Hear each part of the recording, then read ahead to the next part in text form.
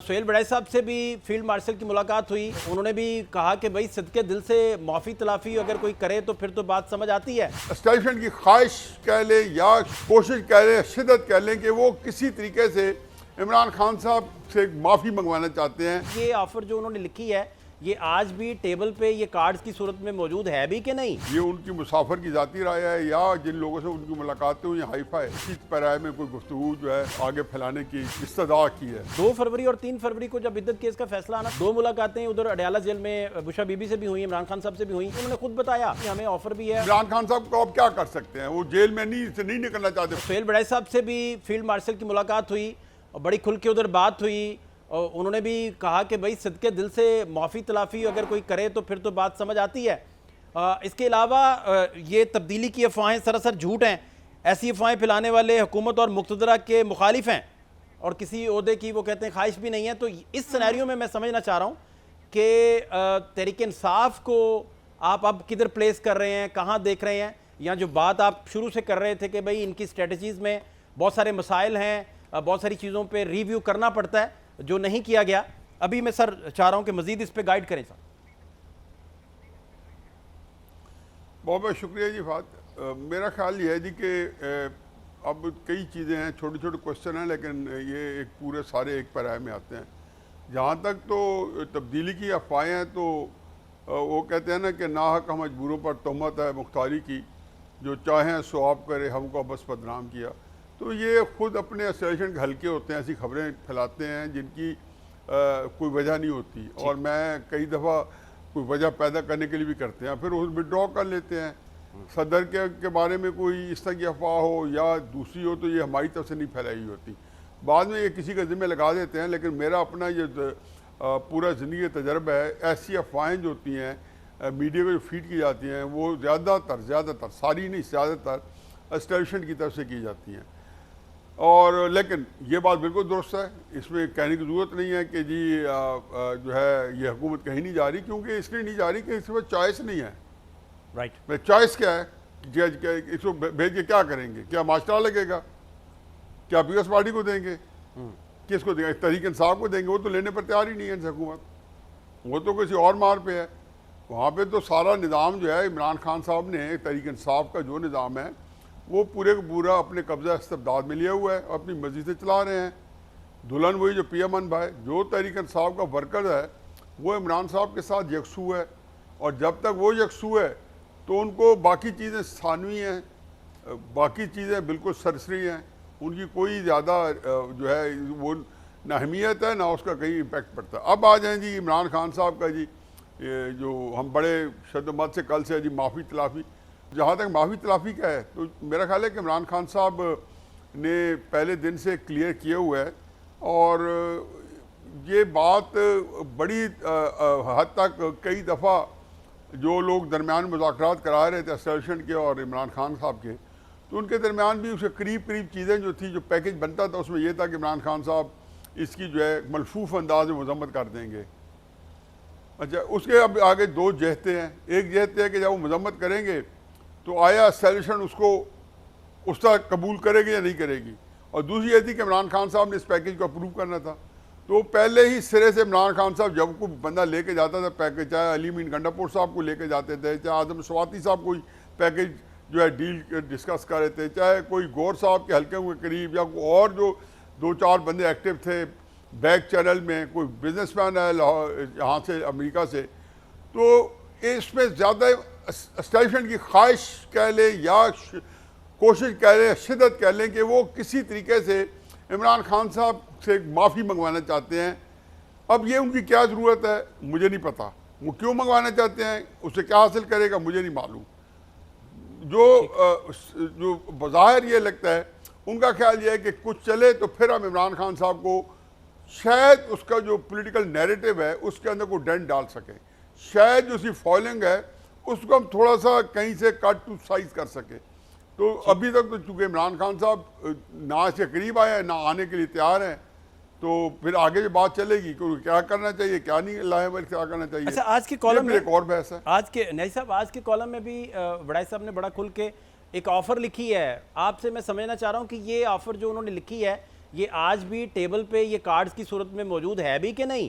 क्योंकि ये तो 26वीं तरमीम से पहले की बातें थी, तब तहरीक इंसाफ का स्ट्रेचर कुछ और था, गुफ्तगू कुछ और हो रही थी, डिस्कशन कुछ और था। ऑफर ये है कि वो इस गवर्नमेंट को चलने दें, अगली आने वाली जो इलेक्शंस हैं उनके फ्री एंड फेयर होने पर जदोजहद करें और खामोशी इख्तियार करें तो रास्ता एक निकल आएगा।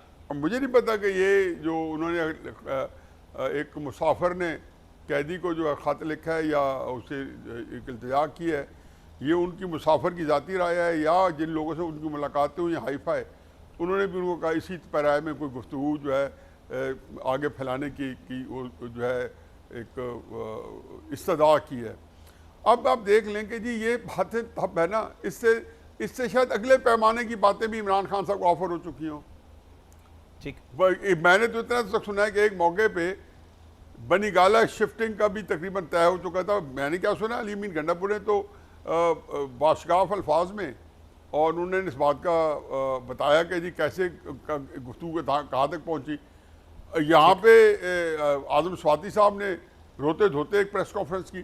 तो क्राइसिस ये है कि ये आया, ये बातें जो है ना इमरान खान साहब के हाँ जो है उसको पजीराई मिलती है, उनकी हद तक तो वो अभी तक नहीं मिल रही।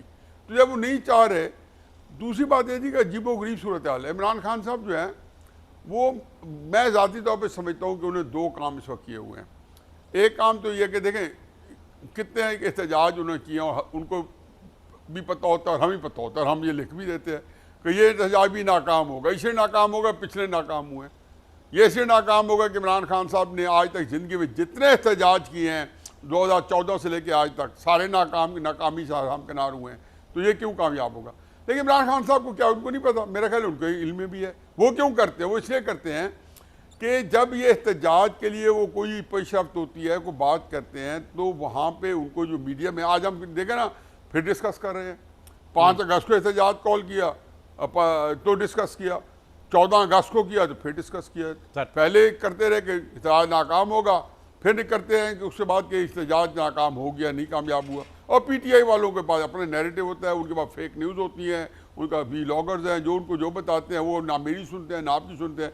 उन्होंने अपने आप को ट्यून किया हुआ अपने वीलॉगर्स के साथ, उन्होंने उनकी ट्वीट के साथ इमरान खान साहब के मुताबिक, और जो वो कहते हैं ये हर्फ आखिर है और ये जिसको कहने ये गॉस्पेल है, इसको पकड़ लेते हैं वो। अब इस सूरत में इमरान खान साहब की जो आखिरी मैं इसको अगर समअप करूँ कि इमरान खान साहब जो है वो एक बड़ी अजीब बड़ी कमाल की पोजीशन में आए हुए हैं।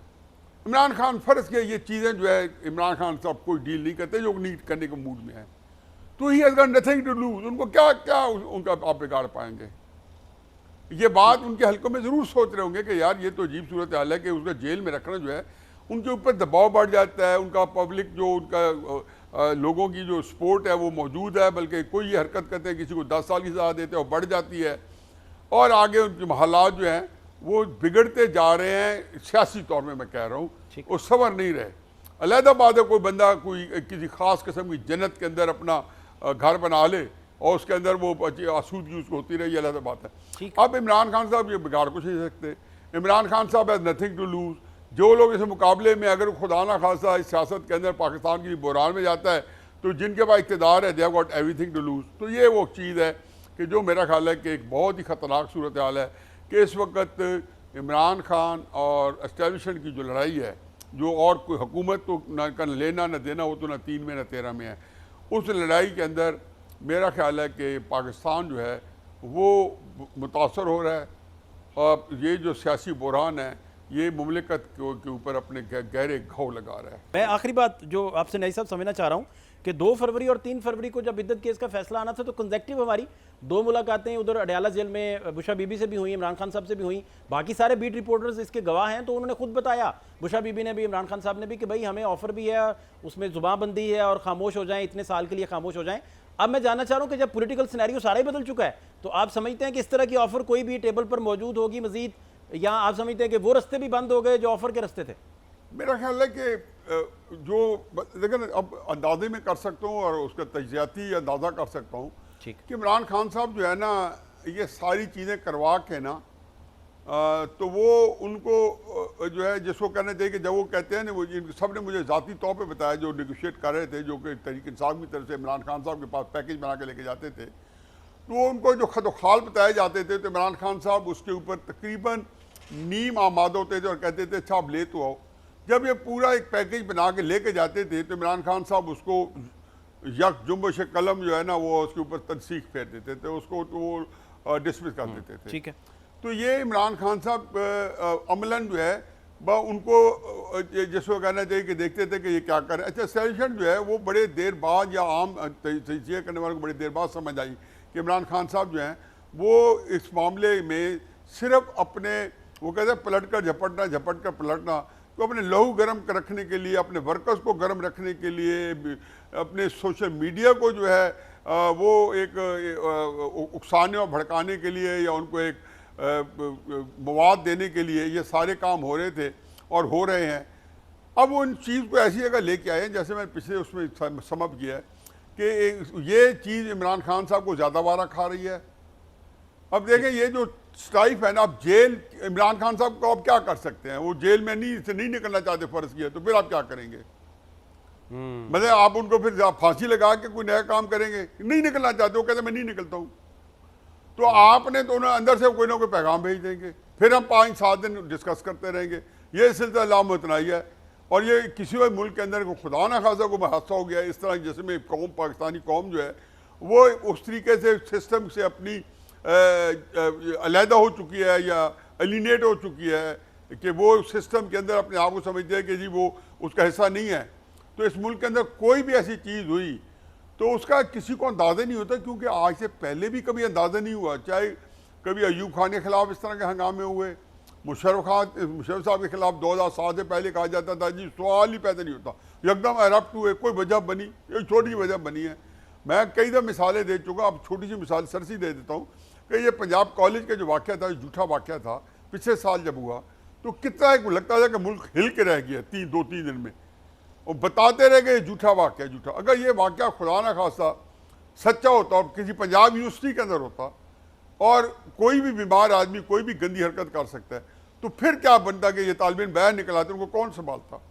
बांग्लादेश के तालिब इल्मों की मिसाल हमारे सामने है, कई मुल्कों के ऑरेंज रेवोल्यूशन हमारे सामने है, अरब स्प्रिंग हमारे सामने है, बजाय वो कुछ आके वो रिजल्ट निकलते ना निकलते। और यहाँ पे सिर्फ एक बात बड़ी अहम है कि पब्लिक के जो है इस वक्त पाकिस्तान के लोग जो हैं वो इमरान खान साहब के साथ हैं। अब मैं क्या कर सकता हूँ? और जो इमरान खान साहब के मुखालिफ हैं वो दबके बैठे हैं। वो हमारे जैसा बंदा कोई आवाज़ निकालता है तो वो उसको दबा दिया जाता है। इसलिए बड़े मलफूफ अंदाज में सोहेल उड़ाई साहब भी कॉलम लिखेंगे तो ऐसा कि किस तरीके से तहरीक इंसाफ वालों गुस्सा ना आए। कोई शो कर रहा होता है तो वो ये बात कर रहा होता है हमारे एंकर के जी किसी तरीके तहरीक इंसाफ वाले गालियाँ ना देना शुरू कर दें।